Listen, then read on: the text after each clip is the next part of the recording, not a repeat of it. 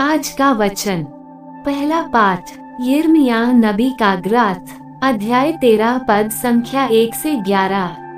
प्रभु ने मुझसे ये कहा, तुम जाकर छालटी की पेटी खरीदो और कमर में बांध लो, किंतु उसे पानी में नहीं डुबाओ। मैंने प्रभु के आदेशानुसार पेटी खरीदकर कमर में बांध ली। प्रभु ने मुझसे दूसरी बार कहा, तुमने जो पेटी खरीदी उसे कमर में बांधकर तुरंत फरात नदी जाओ और उसे वहां किसी चट्टान की दरार में छिपा दो। मैंने प्रभु के आदेशानुसार फरात जाकर वहां पेटी छिपा दी। बहुत समय बाद प्रभु ने मुझसे कहा, फरात जाकर वो पेटी ले आओ जिसे तुमने मेरे आदेशानुसार वहां छिपाया। मैंने फरात जाकर उस जगह का पता लगाया जहां मैंने पेटी छिपाई थी।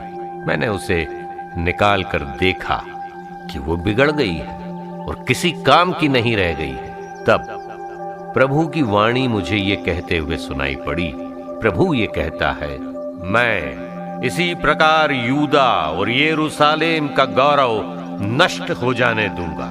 ये दुष्ट प्रजा मेरी एक भी नहीं सुनना चाहती और हठपूर्वक अपनी राह चलती है। ये दूसरे देवताओं की अनुयायी बनकर उनकी उपासना और आराधना करती है।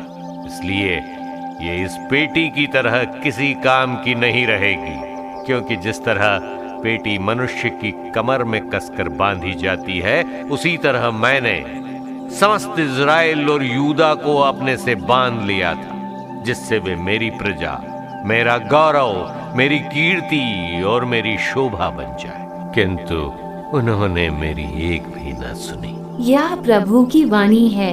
सुसमाचार संत यूहन्ना अध्याय 11 पद संख्या 19 से 27। इसलिए भाई की मृत्यु पर संवेदना प्रकट करने के लिए बहुत से यहूदी मर्था और मरियम से मिलने आए थे। ज्यों ही मर्था ने ये सुना कि ईसा आ रहे हैं, वह उनसे मिलने गई।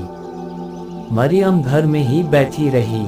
मर्था ने ईसा से कहा, प्रभु, यदि आप यहाँ होते तो मेरा भाई नहीं मरता, और मैं जानती हूँ कि आप अब भी ईश्वर से जो कुछ मांगेंगे ईश्वर आपको वही प्रदान करेगा। ईसा ने उससे कहा, तुम्हारा भाई जी उठेगा। मर्था ने उत्तर दिया, मैं जानती हूँ कि वह अंतिम दिन के पुनरुत्थान के समय जी उठेगा। ईसा ने कहा, पुनरुत्थान और जीवन मैं हूँ। जो मुझ में विश्वास करता है वह मरने पर भी जीवित रहेगा, और जो मुझ में विश्वास करते हुए जीता है वह कभी नहीं मरेगा। क्या तुम इस बात पर विश्वास करती हो? उसने उत्तर दिया, हाँ प्रभु, मैं दृढ़ विश्वास करती हूँ कि आप वह मसीह, ईश्वर के पुत्र हैं, जो संसार में आने वाले थे। यह प्रभु का पवित्र सुसमाचार है। आमीन। आज का चिंतन। आज यीशु बड़े ही धैर्य से मार्था के विश्वास को संपूर्ण बनाने की कोशिश करते हैं। हम ख्रीस्तीय प्रेरितों के धर्मसार के द्वारा अपने विश्वास प्रकट करते हैं, पर ऐसे बहुत कम लोग ही होंगे जिन्हें इसका पूर्ण अर्थ पता है। तो क्या ये कहा जा सकता है कि हमारा विश्वास अपूर्ण है? धर्म ग्रंथ के अनुसार विश्वास को उच्चारित करना ख्रीस्तीय धर्म की आधारशिला है, क्योंकि कहा गया है, जो ये स्वीकार करता है कि ईसा ईश्वर के पुत्र हैं, ईश्वर उनमें निवास करता है और वह ईश्वर में।